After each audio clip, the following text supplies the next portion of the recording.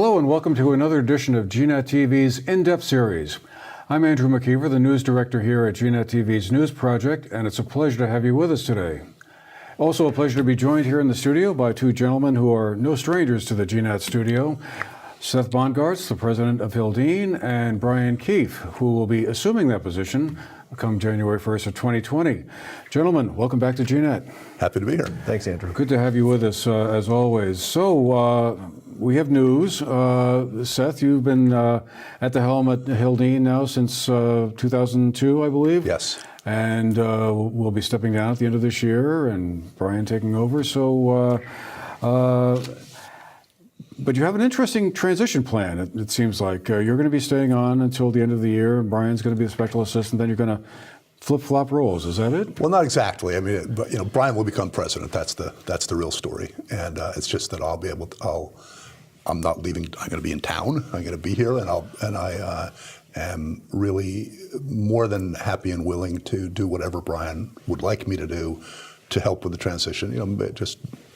It's a complex operation, and so I'll be around, and and totally available, which is something I'm really happy about. And it'll be be a matter of how much Brian wants that help, but to the extent or needs, but to the extent it makes sense, I'm around.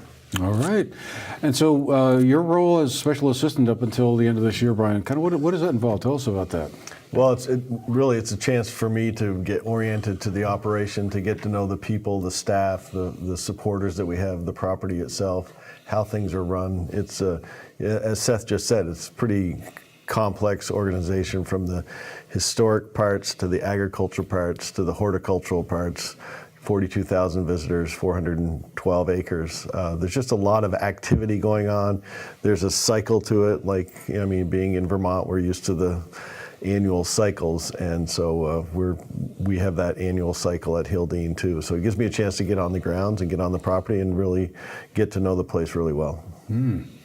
So what prompted you to say, hey, it's time to move on to the next chapter at this point? Is it just after nearly, 18 years? 18 years.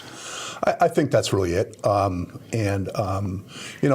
always knew that when I even began to think about retiring, that it would be time to retire, because that Hildene requires kind of like every bit of energy somebody in my position, soon to be Brian's position, has. It's kind of 24 hours a day. It's kind of, all the time. And you really have to have the total commitment, all in, all the time, to make it work. And I had known a long time ago that when I began to think, I'd really maybe rather stay home today or something like that, and even those thoughts begin to creep in that it's time to go. So those thoughts began to creep in, frankly. And so it's time to go, but I'm still we've got so much to get done this year. I'm so excited about this year and really looking forward to both really helping to affect the transition and getting some things done this year. So that's really it. It's just the way it is. There comes a time, and I can sense that it's the time, and I want to do it. I don't want to wait too long to do it, hang on too long, and then really not be giving it 150% that it requires. So, yeah, definitely. It's kind of that simple. You begin to think about it, it's time to go. And Brian, I guess what attracted you to this job? This would be a bit of a departure. I think you've been a state representative. You served on the Manchester Planning Commission. You worked closely with Senator Jim Jeffords down in Washington, and also at CVPS, the electric utility. So this is something sounds like a bit different from that. Well, it's different from that. It's different from being in the legislature, where it was, the last 2 years. But it's a great place to be, and it's very consistent with all of my upbringing and experience, really, because I grew up in Franklin County. My dad grew up on a farm for a while. We had a dairy farm when he was a principal when I was pretty young, and we always had horses and different animals. So the farming aspects are very familiar to me. We do a lot of educating at Hildene, and our own kids have gone through some of the education programs, the summer programs and other education programs. Those are very familiar with me. I've always had an interest in history, and to the extent it's political history, that's something that's always been important to me. So, and then further, being part of the Manchester community for almost 3 decades, I know Hildene is a great contributor to the economy of our town, of our area. It is a draw for visitors here. I mean, we bring, I don't know, half of the visitors come from outside to come to Hildene and spend their money here. So it's, 20,000 people maybe come just to see not just to see Hildene, but they're drawn here by Hildene, and then they explore and spend their money around. We have a little over 30 employees, so we're providing jobs. And some of them are students that started really young and then evolve into either a volunteer or a youth corps or part-time employees, full-time employees. So we're part of the jobs program. We purchase materials and goods. We're a part of the local economy, and that's always been important to me as I've lived in Manchester. So in those senses, it feels very familiar. It's very exciting to be there. It is a departure, and frankly, it was a little surprise that this opportunity came along. But right from the beginning, I saw that this could be a good fit, and I'm very excited to be there. I was just wondering, out of the 42,000 or so folks that come to Hildene annually, do you break them down into how many people come to visit, like the main house there that probably is the part of it that's most familiar to most people, or how many come to the farm or use your trail network in some way or another? It's really hard to do that. The one thing that we do have a point of sale system, so we get zip codes. We know where everybody's from, whether they're from, we actually have a lot of international travelers, by the way, a lot of international visitors, people from almost every state every year. And like Brian mentioned, we do know from our internal surveys that more than half the people who come through the door to the counter to get a sticker at Hildene are in the area for the specific purpose of coming to Hildene. And that's really that's great, because it really tells us, as Brian was alluding to, that we're really doing something important for the area. Well, we're doing a lot of things important for the area, but one of them is bringing visitors.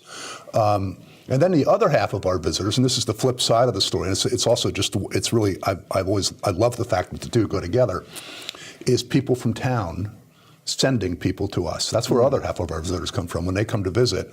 And the inns and people like you, but what is there to do? You send people to Hildene. And that's really the relationship we have with the town, where we're bringing, half of our people are coming to the area to see Hildene, but then they're out in the community doing all the things that Brian mentioned, restaurants, hotels, all the things that they do. And then the other half are people from town sending people to us. So I really like that fit. It's roughly 50-50, actually a little bit more than half are coming to the area, coming to Hildene for the purpose of coming to Hildene. But breaking down how many go to, the Pullman car or the house or the Dean farm, is really hard to do, because it's a single ticket and everything's in a single ticket. I imagine a lot of people come and they go to probably all those attractions. They go to the house, the Sunbeam car, or down to the farm, or one of the realities of Hildene now is that it's becoming an all-day experience. It used to be, when we first got there, it was a house, and it was a great experience, but it was about an hour and a half. And now it's really become, especially with the incorporation of the Dean Farm, it's become, we now sell two-day tickets. We started that last year, because for a lot of people it's a half day and a half day or something like that, or a full day. But that's really what's happening at Hildene, is that it's becoming, there's so much more to do that it's, depending on how much time you allocated in the first instance, you might find yourself not having enough time to really see everything that you realize is there once you get there. All right. Well, tell us about some of the new projects or programs you might have in the works here. I know the farm is one thing that is always striking to me as I drive along the road there and go by. It certainly has expanded a lot in the last couple of years since it was first launched. What all is involved with that? Do you have like a dairy operation there, and is vegetables, or? So we have the goat dairy, which is up on the hillside, and we have the other animals down on the Dean side, down by along River Road. So the greenhouse is there, the alpacas and sheep, and we have some piglets there now, chickens. I'm probably leaving out a few, but we have the farming operation down in the valley, the Dean side. But I've been spending some time in the goat dairy where we also have the cheese making operation. So I spent a day making cheese with our cheese maker, Marit, and she is just exceptional. High quality cheese that we also sell in our museum store. But the product, either we make a cow cheese and a goat cheese, and this time of year we're just gearing up the goat cheese side of it because the goats, the mothers, they have been sort of dormant through the winter, but over the last 2 or 3 weeks they've been birthing kids at the rate of 2 or 3 a day, it seems like. So we have about 35 little baby goats out there, and the mothers, after giving birth, of course, begin their lactation process and start giving milk. So we'll be turning that goat milk into cheese very soon, once kind of you get through the weaning process. So there's a lot of action at the little goat dairy right now, a lot of excitement. We've got school kid groups coming through, 1 or 2 groups a day right now. A lot of visitors on the weekend are very attracted to the goats. They're very cuddly to hold. I almost brought one here today, Andrew, but I didn't want the goat to steal the show. Mind, huh? So that's one part of it, and maybe Seth can talk about what goes on down in the Dean, because there's a lot going on down there as well. Yeah, the Dean is, it's really half our property, roughly speaking. Half of it on the hill and half of it's in the Dean, thus the Hildene. And what we're doing with the agricultural operation in the Dean is we're not milking. By the way, one milking operation is good. It's wonderful, but one milking operation is good. So we're with the Dean, we're trying to do a much more kind of traditional mix of animals, and everything's for a reason. For instance, we have alpacas and we have sheep. We shear them both. We mix the fleece from the alpacas with the wool from the lambs and have roughly 50-50 mix of yarn we now sell in the store. We're developing a hat made out of our yarn that we'll sell for a value-added product. So everything we do is for a reason, and everything results in a product in one way or another, so that it gives it real meaning. Like I know Brian talked about the signature product from the goat dairy is the cheese. We also make goat's milk soap that we sell in the store that does really well.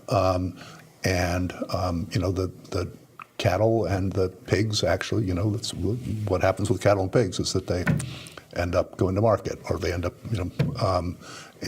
so that happens with the cattle and the pigs. With the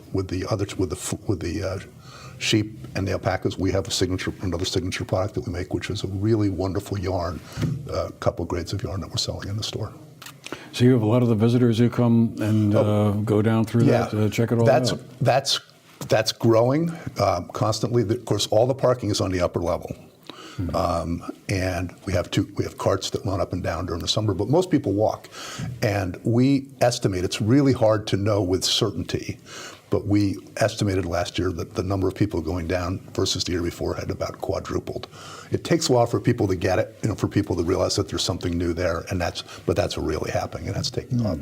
The other thing, I don't want to take too much time here, but the other thing about the Dean that's really fun is that's where the high school program is located. That's the epicenter for the high school program. Yeah, I was going to ask you about that. So, we have the greenhouse, and we are as we speak, the work is being done to convert one of the historic barns into a 21st century classroom. That'll be ready by something like June. So it'll truly be ready for next fall.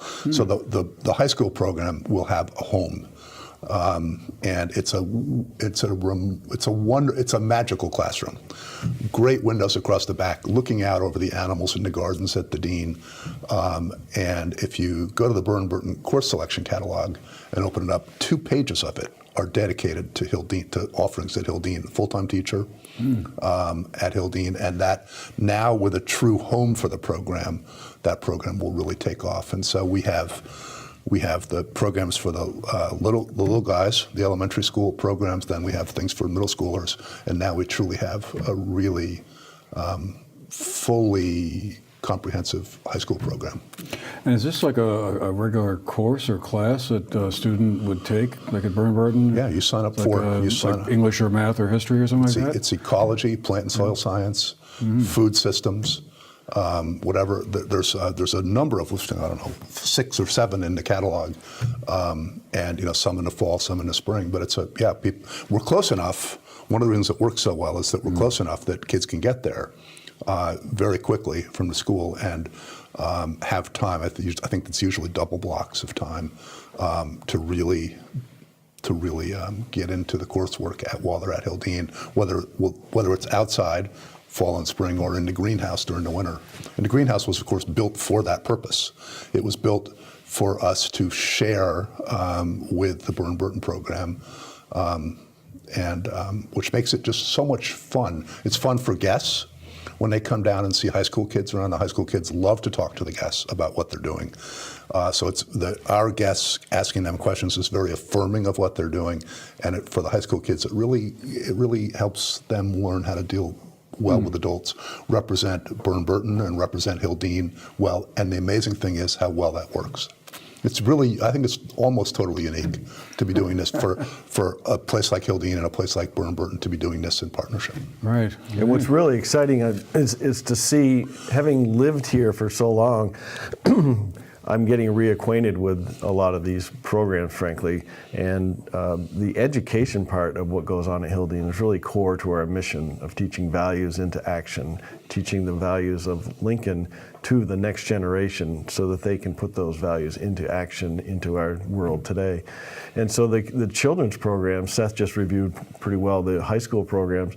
The children's programs have really grown since the days when our kids, who are now in their 20s, went through. And I'm sure a lot of your audience has familiarity with the programs, and they've just gotten better and better. They're very high quality. During the school season, there's a lot of kids that come from all around, from as far away as Brattleboro and Bennington, New York, Rutland, kind of within an hour's drive.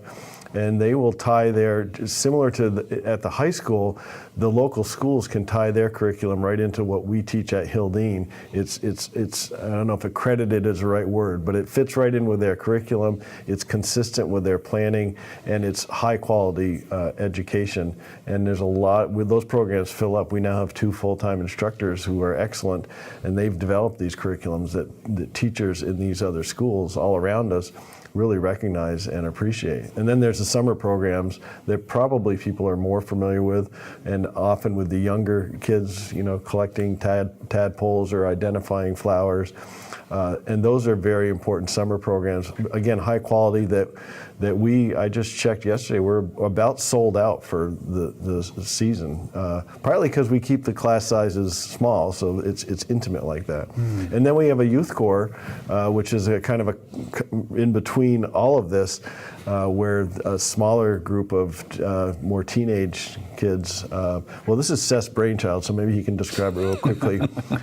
They come on the property and are actually work there and build construction projects that help promote all the rest of it. So, just a really quick description of it is, and I'll tell a quick little story if I hope we're not running out of time. A quick little story that I was with. This was a few years ago.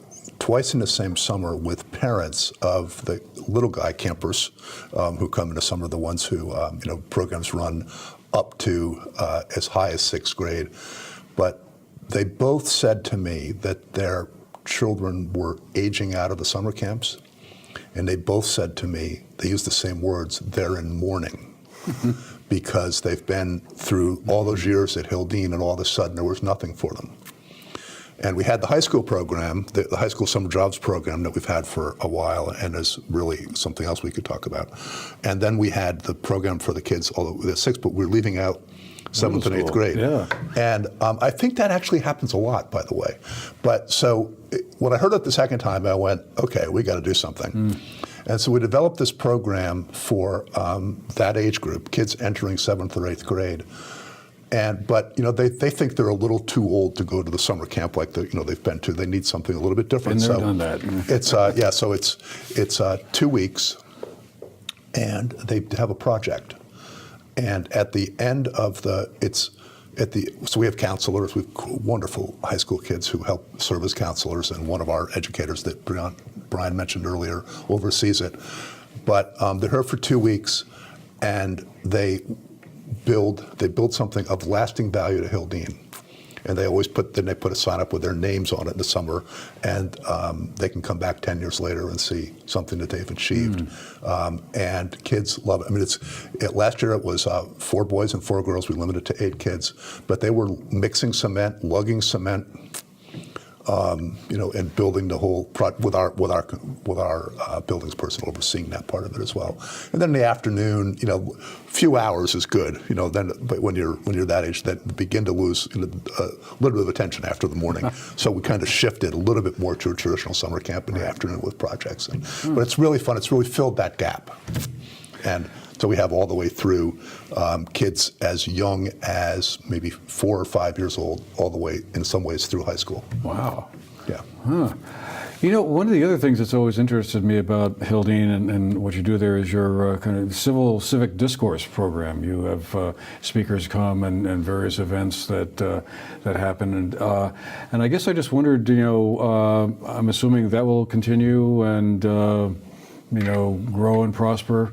I just think that's something that today particularly is really needed to kind of, the very, very title, civic discourse, sounds like something that would be really important for all of us to kind of get reacquainted with. Yeah, definitely, Andrew. That I agree with what you just said, and that's becoming a bit bigger part of our programming. Last year we had, I think you were there for the Brian Doobie and Sue Meitner discussion.